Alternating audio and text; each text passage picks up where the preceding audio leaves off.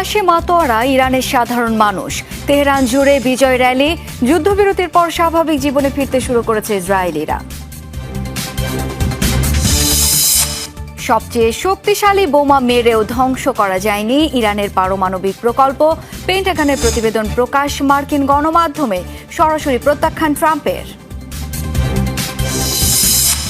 New ইয়র্কের mayor নির্বাচনে Democrat প্রার্থী হওয়ার পথে জোহরান মামদানি রাজনীতিতে সাড়া ফেলা ৩৩ বছর বয়সী মুসলিম অভিবাসীর সামনে ইতিহাস গড়ার হাতছানি।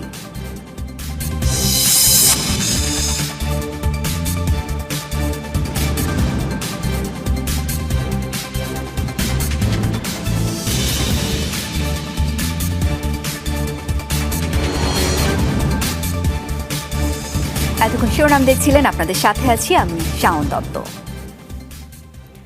ইসরায়েলের সাথে লড়াই এবং যুদ্ধবিরতির পর ইরান জুড়ে চলছে উল্লাস। পরমাণু কেন্দ্র ধ্বংসে ব্যর্থতা এবং ইসরায়েলের বিভিন্ন স্থানে হামলা চালানোর সফলতা উদযাপন চলছে ইরান জুড়ে। এদিকে যুদ্ধবিরতির পর স্বাভাবিক জীবনে ফিরতে শুরু করেছেন ইসরায়েলিরাও। এর আগে পাল্টাপাল্টি যুদ্ধবিরতি লঙ্ঘনের অভিযোগ আনে তেহরান, তেল আবিব। রাজধানী তেহরানে সমবেত লাখো লাখো ইরানি। ইসরায়েলের সাথে যুদ্ধবিরতির পর উল্লাসে পথে নামেন তারা। পরমাণু কেন্দ্র ধ্বংস কিংবা ইসলামী সরকারের পতন, কোনোটিতে ইসরায়েল সফল হয়নি। উল্টো তেল আবিব সহ ইসরায়েলের বিভিন্ন স্থানে হামলা চালাতে সফল হয়েছে বিপ্লবী গার্ড বাহিনী। তাই যুদ্ধবিরতিকে বিজয় আখ্যা দিয়ে উল্লাসে মাতেন তারা। আমাদের মাথা নত করার ইতিহাস নেই। যারাই আমাদের বিরুদ্ধে আগ্রাসন চালিয়েছে তারাই ধ্বংস হয়ে গেছে। এদিকে চোখের সামনে নিজের ঘরবাড়ি ধ্বংসের ঘটনায় প্রথমবারের মতো দেখছে ইসরায়েলিরা। যুদ্ধবিরতির পর বাংকার আর আশ্রয়কেন্দ্র থেকে বেরিয়ে স্বাভাবিক জীবনে ফিরতে শুরু করেছে তারাও। গেল 12টা দিন খুবই কষ্টে কেটেছে। বাংকারে থাকা নিশ্চয়ই আনন্দজনক কোনো ঘটনা নয়।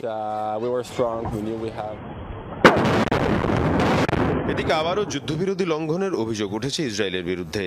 তেহরানের আকাশসীমা লঙ্ঘনের অভিযোগ তুলেছে আইআরজিসি। দাবি, মঙ্গলবার যুদ্ধবিরতি কার্যকর হওয়ার পর থেকে ইরানের বিভিন্ন স্থানে ড্রোন ও মিসাইল হামলা চালিয়েছে আইডিএফ।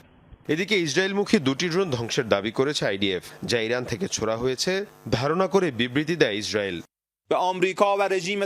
আগ্রাসী ইসরায়েল ড্রোন ব্যবহার করে আবারও আমাদের আকাশসীমা লঙ্ঘন করেছে। সকাল থেকে এখন পর্যন্ত দেশের কিছু নির্দিষ্ট এলাকা লক্ষ্য করে আক্রমণ করেছে।